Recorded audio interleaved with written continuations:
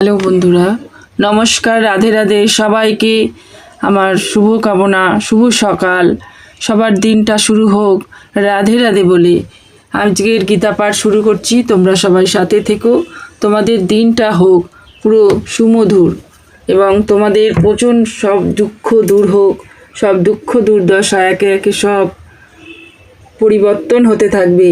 সবাই একটু গোপালের উদ্দেশ্যে গীতা পাঠ শ্রবণ করো। শোভন করা যে কত তোমাদের যে শোভন করাও যে কত মিষ্টি, তোমরা একটু শুনলে বুঝতে পারবে। প্রতিদিন মাত্র 10টা মিনিট এই গীতা পাঠ শ্রবণ করো। যখন ঘুমাবে তখন ফোনটা পাশে রেখে শুনো, সেটাতেও তোমাদের সংসারের দুঃখ দূর হবে। তো তোমরা সবাই আমার গীতা পাঠ শুনতে থাকো। পরপর প্রতিদিন পরপর একটা করে শ্লোক শুনবে। তো পুরোটা শোনো, তবেই তোমরা গীতার মহিমা বুঝতে পারবে, গীতার মাহাত্ম্য বুঝতে পারবে। যদি একটুখানি শোনো প্রথমে, তাহলে কি করে বুঝতে পারবে যে গীতাতে কি লেখা আছে? তাই শ্রবণ করো, শ্রবণ করে দেখো গীতা পাঠে কি আছে, গীতা পাঠ কী হয়, এবং গীতা পাঠ করলে সংসারে কিভাবে পাপ মুক্ত হয়, কিভাবে তোমরা যে কর্মগুলো করছো সেই কর্মগুলো কিভাবে করা উচিত, সব এই গীতা পাঠেই শ্রবণেই তোমরা শুনতে পারবে। প্রতিদিন একটার পর একটা এই গীতা পাঠ শ্রবণে সেই জিনিসটা আমি তুলে ধরছি তোমাদেরকে, তোমাদের জন্য। তাই তোমরা চেষ্টা করো, পড়তে না পারো অন্তত গীতা পাঠ 1 মিনিট, 5 মিনিট, 10 মিনিট অন্তত শ্রবণ করা। রাধে রাধে বলে আমি শুরু করছি, সবাই সঙ্গে থাকো। তাই সকলের কর্তব্য হচ্ছে পরমেশ্বর ভগবানকে তার শক্তিসহ আরাধনা করা। সাধারণত বৈষ্ণব ভক্তেরা ভগবানকে তার অন্তরঙ্গ শক্তিসহ উপাসনা করেন। তার বহিরঙ্গা শক্তি হচ্ছে তার অন্তরঙ্গ শক্তির বিকৃত প্রতিবিম্ব। বহিরঙ্গা শক্তি হচ্ছে পটভূমি, কিন্তু পরমেশ্বর ভগবান পরমাত্মা রূপে নিজেকে বিস্তার করে সর্বত্র বিরাজমান। তিনি সমস্ত দেব দেবী, সমস্ত মানুষ, সমস্ত পশু সকলেরই পরমাত্মা এবং সর্বত্র বিরাজ করছেন। তাই সকলের এটি জানা উচিত যে পরমেশ্বর ভগবানের অবিচ্ছেদ্য অংশ বলে তাদের সকলেরই কর্তব্য হচ্ছে ভগবানের সেবা করা। সকলের উচিত সর্বত্রভাবে কৃষ্ণ ভাবনাময় হয়ে ভগবান শ্রীকৃষ্ণের ভক্তিযুক্ত সেবায় নিযুক্ত হওয়া। এই শ্লোকে সেই নির্দেশ দেওয়া হয়েছে। সকলের মনে রাখা উচিত যে সমস্ত ইন্দ্রিয়ের ঈশ্বর ঋষিকেশের দ্বারা তারা ভিন্ন ভিন্ন বিশেষ ধরনের কর্মে নিযুক্ত রয়েছে, এবং সেই সকল কর্মের ফলের দ্বারা পরম পুরুষোত্তম ভগবান শ্রীকৃষ্ণের উপাসনা করা কর্তব্য। কেউ যদি সর্বদাই পূর্ণরূপে কৃষ্ণ ভাবনাময় হয়ে এইভাবে চিন্তা করেন, তাহলে ভগবানের কৃপায় ফলে তিনি অচিরেই পূর্ণ জ্ঞান লাভ করবেন। সেটি হচ্ছে জীবনের পরম সিদ্ধি। ভগবদ্গীতায় ভগবান বলছেন, তেষামহং সমুদ্ধতা। এই প্রকার ভক্তকে উদ্ধার করার ভার পরমেশ্বর ভগবান নিজেই গ্রহণ করেন। সেটি হচ্ছে জীবনের পরম সিদ্ধি। যে কোনো রকম কর্মেই নিযুক্ত থাকুন না কেন, যদি তিনি পরমেশ্বর ভগবানের সেবা করেন, তাহলে তিনি পরম সিদ্ধি লাভ করতে পারবেন। তাই বলেছে, উত্তম রূপে অনুষ্ঠিত পরধর্ম উপেক্ষা আবশ্যকম রূপে অনুষ্ঠিত স্বধর্মই শ্রেয়।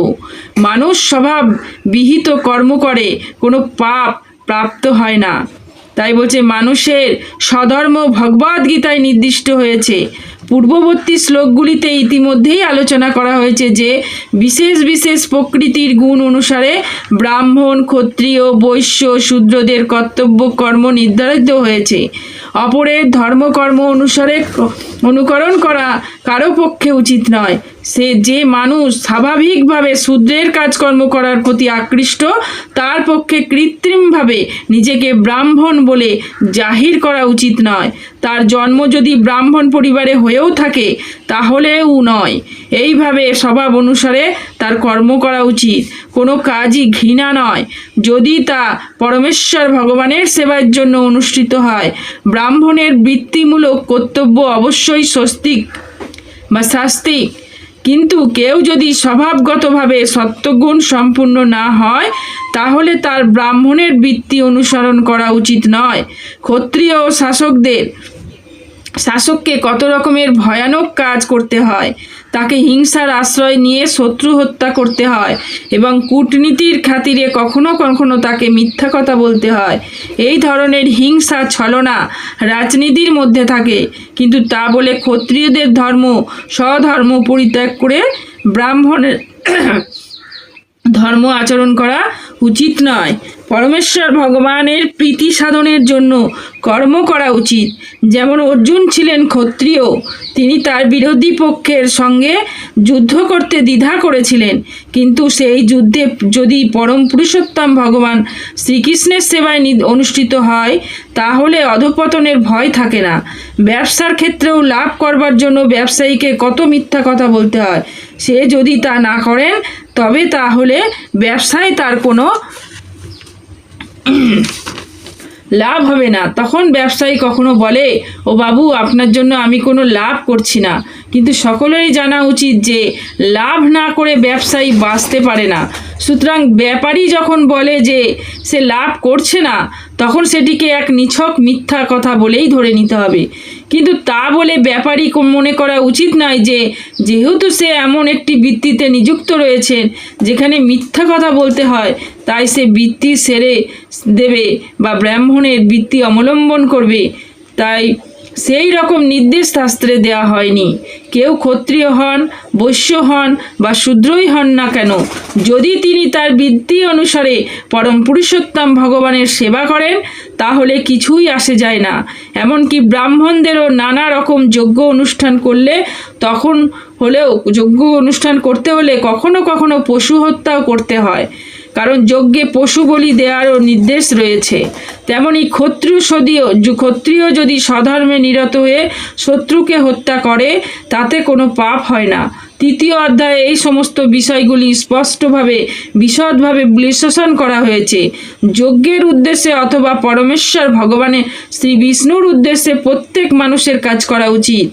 অত্যেন্দ্রিয় তৃপ্তি সাধনের জন্য যা কিছু করা হয় তা হচ্ছে বন্ধনের কারণ।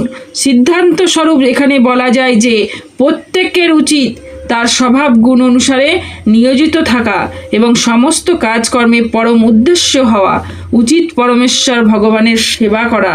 তাই বলছে, সহজং কর্মং কর্তীয় সদস্যমপি নং ত্যজেত সর্বম্ভা হি দর্শন ধূমেনাগ্রিং ব্যবৃতা। এর মানে হচ্ছে, হে কন্তীয়, সহজাত কর্ম দোষযুক্ত হলেও ত্যাগ করা উচিত নয়। যেহেতু অগ্নি যেমন ধূমের দ্বারা আবৃত থাকে, তেমন সমস্ত কর্মই দোষের দ্বারা আবৃত থাকে। মায়াবদ্ধ জীবের জীবনে সব কাজ জড়া প্রকৃতি গুণের দ্বারা কলুষিত। এমন কি কেউ যদি ব্রাহ্মণ হন তাহলেও তাকে যজ্ঞ অনুষ্ঠান করতে হয়, যাতে পশু বলি দিতে হয়। তেমনি ক্ষত্রিয় যতই পুণ্যবান হোক না কেন, তাকে শত্রুর সঙ্গে যুদ্ধ করতে হয়, তিনি তা পরিহার করতে পারেন না। তেমনি একজন বৈশ্য তিনি যতই পুণ্যবান হোক না কেন, ব্যবসায় টিকে থাকতে হলে তাকে তার লাভের অঙ্কটি তাকে কখনো লুকিয়ে রাখতে হয় অথবা কখনো তাকে কালোবাজারি করতে হয়। এগুলো অবশ্যম্ভাবী, এগুলোকে পরিহার করা যায় না। তেমন কোনো শূদ্রকে যখন কোনো অসৎ মনিবের দাসত্ব হতে হয়, তখন তাকে তার মনিবের আজ্ঞা পালন করতেই হয়, যদি তা করা উচিত নয়। এই সমস্ত ত্রুটি সত্ত্বেও মানুষকে তার স্বধর্ম করে যেতে হয়, কেননা সেগুলি তার নিজের স্বভাবজাত। এখানে একটি খুব সুন্দর উদাহরণ দেওয়া হয়েছে। আগুন যদি পবিত্র তবুও তাতে ধোঁয়া থাকে, কিন্তু সেই ধোঁয়া আগুনকে অপবিত্র করে না। আগুনে যদি ধোঁয়া আছে তবু আগুনকে সবচেয়ে পবিত্র বস্তু বলে গণ্য করা হয়। কেউ যদি ক্ষত্রিয় ধর্ম পরিত্যাগ করে ব্রাহ্মণের ধর্ম গ্রহণ করতে চায় তাহলে তার পক্ষে কোনো নিশ্চয়তা নেই যে ব্রাহ্মণের ভিত্তিতে কোনো অপ্রিয় কর্তব্য থাকবে না।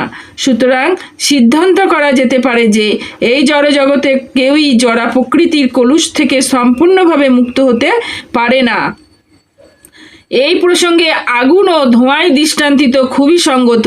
শীতের সময় কেউ যখন আগুন পোয়ায় কখনো কখনো ধোঁয়া তার চোখ ও শরীর অন্যান্য অঙ্গগুলিকে বিব্রত করে, কিন্তু এই সব বিরক্তির অবস্থা সত্ত্বেও তাকে আগুনের শব্দ ব্যবহার করতেই হয়।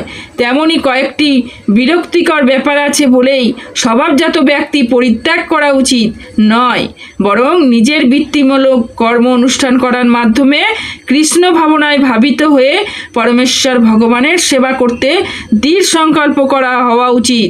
সেটি হচ্ছে সিদ্ধি লাভের আলোচ্য বিষয়। পরমেশ্বর ভগবানের সন্তুষ্টি বিধানের জন্য যখন কোনো বিশেষ বৃত্তিমূলক কর্ম অনুষ্ঠিত হয়, তখন সেই বিশেষ কর্মের সমস্ত ত্রুটিগুলি পবিত্র হয়ে যায়। ভগবানের সেবায় যুক্ত হওয়ার ফলে কর্মফল যখন পবিত্র হয়ে যায়, তখন মানুষ অন্তরে আত্মাকে দর্শন করে, অন্তরাত্মাকে দর্শন করে, এবং সেটি হচ্ছে আত্মার উপলব্ধি। তাই বলছে, আসক্ত বিদ্ধি সর্বত্র জিতাম্মা বিগস্তিস্য নৈশক্য মা সিন্ধিং পরমাং সন্ন্যাসেনা ধীগো গচ্ছতি। জড় বিষয়ে আসক্তিশূন্য বৃদ্ধি সংযত চিত্তে ভোগ মহাশূন্য ব্যক্তি স্বরূপগত কর্ম ত্যাগপূর্বক নৈষ্যম পরম সিদ্ধি লাভ করেন। হরে কৃষ্ণ কৃষ্ণ কৃষ্ণ হরে হরে, হরে রাম রাম রাম হরে হরে। এই বলে আজকের গীতা পাঠ আমি এখানেই সমাপ্ত করছি। সবাই সঙ্গে থেকো, সবাই প্রতিদিন মাত্র 10 মিনিট গীতা পাঠ শ্রবণ করো, আর কমেন্ট বক্সে রাধে রাধে লিখতে ভুলো না। হরে কৃষ্ণ কৃষ্ণ কৃষ্ণ হরে হরে বলে আজকের আমি গীতা পাঠ এখানেই সমাপ্ত করলাম। রাধে রাধে গোবিন্দ।